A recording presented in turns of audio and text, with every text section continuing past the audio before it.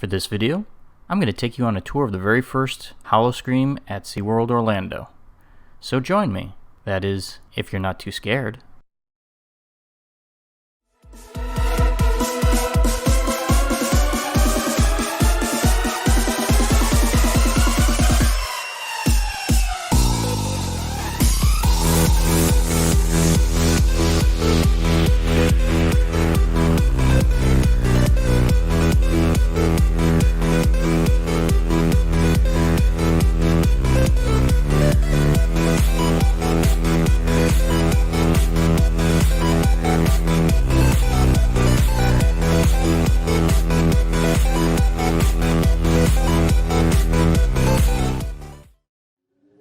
It's October 2021, so I decided to check out the very first Howl-O-Scream at SeaWorld Orlando. Howl-O-Scream has been going on for over a decade at Busch Gardens, and it's pretty cool that the sister park, SeaWorld, has finally gotten their own.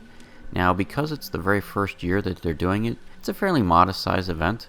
There's only 4 haunted houses and 4 scare zones, and it looked like about 2 rides running. But I had to check this place out because Howl-O-Scream is one of my favorite Halloween events pretty much anywhere. I decided to go on a Thursday night because I knew the crowds would be light, and sure enough, the longest I think I had to wait for a haunted house was only about a half hour, and that's one of the reasons why I really like Howl-O-Scream. It is a bit different from Halloween Horror Nights at Universal Studios.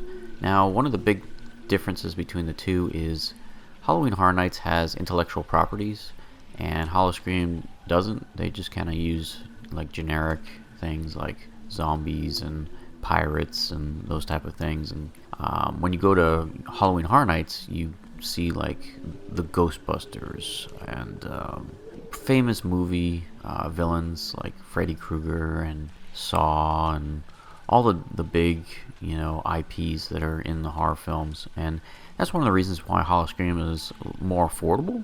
You can get tickets for like $30 for Howl-O-Scream, and Universal's Halloween Horror Nights is usually, the tickets are about $60.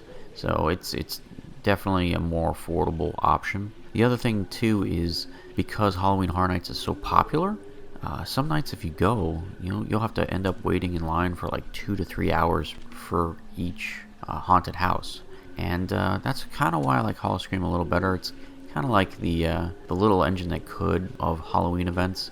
It's not nearly as big and popular as Halloween Horror Nights, but that's kind of why I like it. You can basically see every single event in a single night, and because the crowds are so heavy at Halloween Horror Nights, that's kind of a difficult prospect.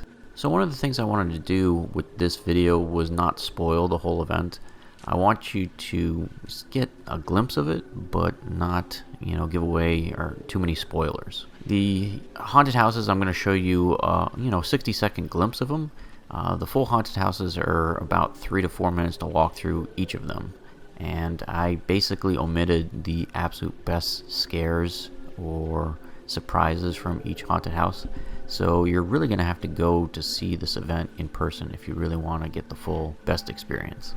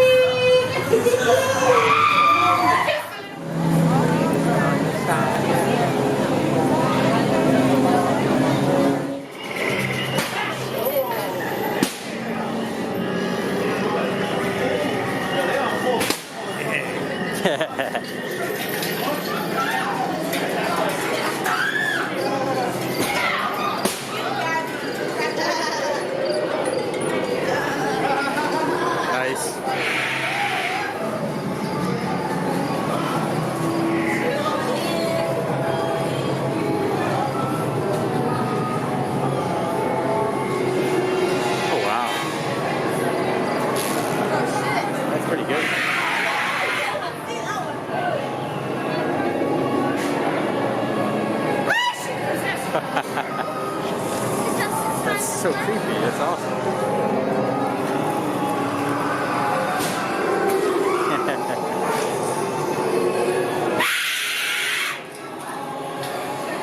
I appreciated that.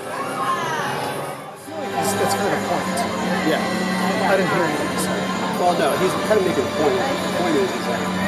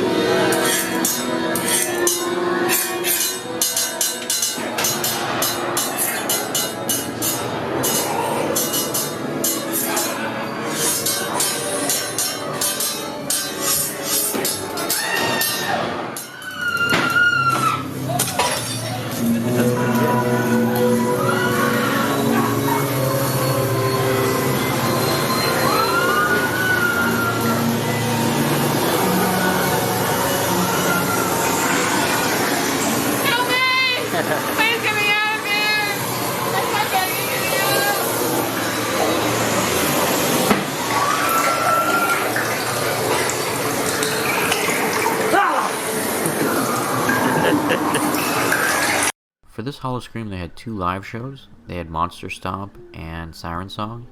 Monster Stomp was definitely the better of the 2 shows. It was a large dance crew, really good choreographed numbers. They had a lot of great lighting effects. It's definitely the, if you're only going to watch one of the shows, that's definitely the one to do. The Siren Song just seemed kind of like an afterthought. It had a couple actors standing up on podiums. It wasn't an auditorium or anything. It was just kind of randomly next to the burger place. And it kind of was a waste of 10 minutes, to be honest. It really wasn't anything. I mean, it's the first time I ever saw someone get a lap dance at a theme park, but otherwise it's pretty weak sauce for me. I wasn't really all that impressed with it, but you can see from the video whether you want to actually take the time and watch it or not. The actors were definitely giving it their all. It just seemed kind of like a goofball show. At the front of the park, they had this Sirens Last Call. It was one of the bars that they had set up, but it was pretty much dead the whole night. Now, keep in mind I was there on a Thursday, so it might be more busy on the weekends, but it was pretty much empty the whole time. The one that everybody seemed to go to was the Poison Grotto, and that one was pretty cool because they had a MC who was basically trash-talking everybody that was coming in the door. She was especially making fun of me, which was epic because I guess not a lot of people take DSLRs to film at this place, but it was fun. And they got the lady on the ropes up on the top, a little siren spinning around. That was definitely the better of the 2 places to get an alcoholic beverage. I mean, they had Tormented as well, which you could also, I think, get alcohol, but I think Poison Grotto was the coolest one of the 3. For the 2 rides that they were operating at this event, it was Mako, which is their roller coaster, and Infinity Falls, which is their spinning rapids ride. I was kind of hoping for a holiday overlay of Atlantis, but it wasn't in the cards for this particular event, but maybe next year. So this year's Howl-O-Scream had 4 scare zones as well. They had Deadly Ambush, Sea of Souls, Frozen Terror, and Witchcraft Bayou. It seemed like the theming got better as you got deeper into the park. The scare zone up front, where you first enter, I didn't think that was all that good. It was just a couple zombies walking around, and once you got deeper into the scare zones like Witchcraft Bayou and Frozen Terror, those were really well done with props and theming, and they seemed like they had more performers too. Sea of Souls was pretty good too. So overall, like I said, as you got deeper into the park, it seemed like the scare zones improved, and it seemed like the haunted houses were the same way. I thought out of the 4 haunted houses that Captain's Revenge was the absolute best one, because that one had theming both inside and out.